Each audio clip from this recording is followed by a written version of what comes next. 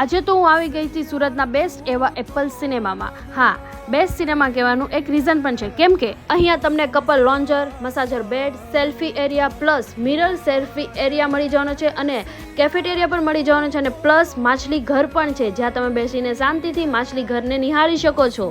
અને આ બધી જ વસ્તુઓ તમને એક સાથે કોઈ પણ થિયેટરમાં જોવા નહીં મળે.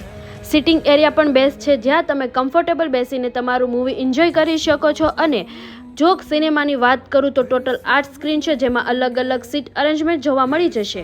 અને સીટની વાત કરું તો સીટ પણ તમને બધી કમ્ફર્ટેબલ અને પ્લસ રિલેક્સિંગ સીટ પણ મળી જવાની છે. અને રહી મેન વાત પેટ પૂજાની, તો પેટ પૂજાને કઈ રીતે ભૂલાય, તો એના માટે પણ તમને કેફેટેરિયામાંથી સમોસા, પોપકોર્ન, વડાસ ને બધું જ મળી જવાનું છે. પ્લસ તમને કોલ્ડ ડ્રિંક્સ પણ મળી જવાનું છે અને પ્લસ તમને Maggi, pizza, hot dog, burger, French fry વગેરે વગેરે પણ મળી જવાનું છે. અને જો તમે લોકો ત્યાં વિઝિટ કરો તો મારી ફેવરિટ સેન્ડવિચ અને બર્ગર ટ્રાય કરવાનું ભૂલતા નહીં. અને ઇન્ટિરિયરની વાત કરું તો એ પણ એકદમ જોરદાર છે, એટલે જલ્દીથી જલ્દી તમારા ફ્રેન્ડ્સ લોકોને રીલ શેર કરીને પહોંચી જાઓ એપલ સિનેમા. લોકેશનની વાત કરું તો ઇસ્કોન મંદિરના ચોકથી સીધું ઇસ્કોન મંદિરથી સીધું સ્ટ્રેટ જવાનું છે. ત્યાં એક્ઝોનિક્સ મોલ છે, એમાં 6th ફ્લોર પર એપલ સિનેમા આવેલું છે.